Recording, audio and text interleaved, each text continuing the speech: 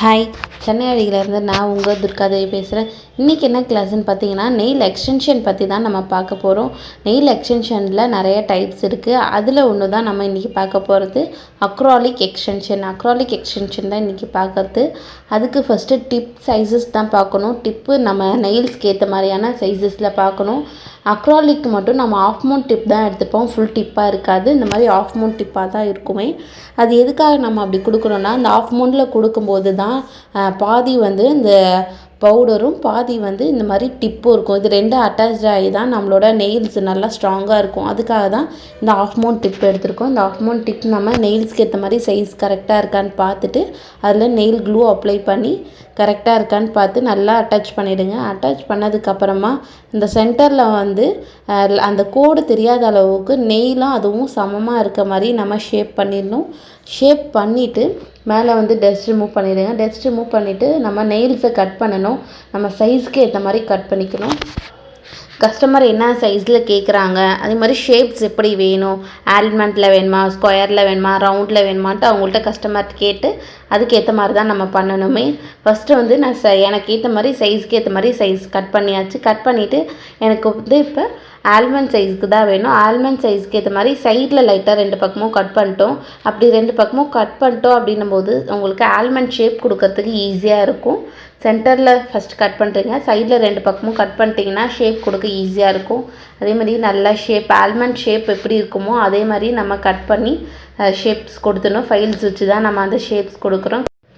Shapes கொடுத்துட்டு dust remove பண்ணிடணும். Dust remove பண்ணதுக்கப்புறமா அக்ராலிக்கு தேவையான பொருள் எல்லாமே எடுத்து வைக்கணும். அதுக்கு என்னென்ன தேவைன்னு பார்த்தீங்கன்னா, டேப் அண்ட் டிஷ் பாட்டில் வேணும், அதுக்கு ப்ரஷ் வேணும், அக்ராலிக் ப்ரஷ்ஷு, அடுத்து மோனோமர், அடுத்து அக்ராலிக் பவுடர். இதுதான் நமக்கு மெயினாக தேவைப்படுறது. அந்த டேப் அண்ட் டிஷ்ஷில் வந்து மோனோமர் ஊற்றிடுங்க. தேவையான அளவுக்கு மோனோமர் ஊற்றிட்டு பவுடர்ஸ் வந்து கலர்ஸ் நிறையா இருக்குது, ஒயிட்டு பிங்க்குன்ட்டு நிறைய கலர் இருக்குது. நமக்கு தேவையான கலர்ஸ் பார்த்திங்கன்னா ஒயிட், இந்த மாதிரி லைட் பிங்க் எடுத்துக்கிட்டிங்கன்னா இது 2 நமக்கு கரெக்டாக இருக்கும். இப்போ நான் பிங்க் ஷேட் தான் எடுத்திருக்கேன். மோனோமரில் வந்து ப்ரஷ்ஷை க்ளீன் பண்ணிவிடுங்க. க்ளீன் பண்ணதுக்கப்புறமா அந்த மோனோமர் வந்து ரொம்ப கீழே சொட்டுற அளவுக்கு இல்லாமல் எல்லாமே நம்ம ட்ரை பண்ணிவிட்டு அதுக்கப்புறம் லைட்டாக தான் அந்த மோனோமர் அந்த ப்ரஷ்ஷில் இருக்கணும். இருக்க மாதிரி வச்சுட்டு நம்ம அப்படியே கொண்டு போயிட்டு அக்ராலிக்கில் போய் டிப் பண்ணணும். டிப் பண்ணிவிட்டு நம்மளுக்கு எந்த அளவுக்கு வேணுமோ கொஞ்சமாக எடுத்து சென்டரில் ஃபஸ்ட்டு வைங்க. சென்டரில் வச்சுட்டு சைடில் எல்லாமே ஸ்ப்ரெட் பண்ணி விடுங்க. இந்த மாதிரி ஸ்ப்ரெட் பண்ணிவிட்டு ஃபுல்லாகவே வழித்து விட்டுருங்க. திரும்பி மேலே டிப் பண்ணி கொஞ்சம் கொஞ்சமாக நம்ம கொண்டு வரும்போது அது நல்லா ஸ்ட்ராங்காகவும் இருக்கும். அதில் கொடுத்துருக்க மாதிரி நீங்கள் ட்ரை பண்ணிங்க அப்படின்னா நல்லாவே ஸ்ட்ராங்காக இருக்கும். அக்ராலிக்கில் பண்ணும்போது எத்தனை நாள் இந்த எக்ஸ்டென்ஷன் இருக்கும் அப்படின்னு நிறைய பேத்துக்கு டவுட் இருக்கும். நம்ம அக்ராலிக்கில் எக்ஸ்டென்ஷன் வைக்கிறோம் அப்படின்னா 1 மந்த் வரைக்குமே இது நல்லா ஸ்ட்ராங்காகவே இருக்கும். நம்மளாக ரிமூவ் பண்ணுற வரைக்குமே இந்த அக்ராலிக்ஸ் எல்லாமே அப்படியே இருக்கும். நீங்களே இதை அப்படியே ரிமூவ் பண்ணிக்கலாம். இதை ரிமூவ் பண்ணுற ப்ராசஸ் என்னன்றது உங்களுக்கு தனி வீடியோஸ் கொடுக்குறோம். இப்போ இதில் கொடுத்துருக்க மாதிரி ஃபுல்லாகவே நீங்கள் அக்ராலிக் பவுடர் வச்சு நீங்கள் நெயில் எக்ஸ்டென்ஷன் பண்ணியாச்சு. பண்ணதுக்கப்புறமா மேலே வந்து ஃபைல்ஸ் பண்ணணும்.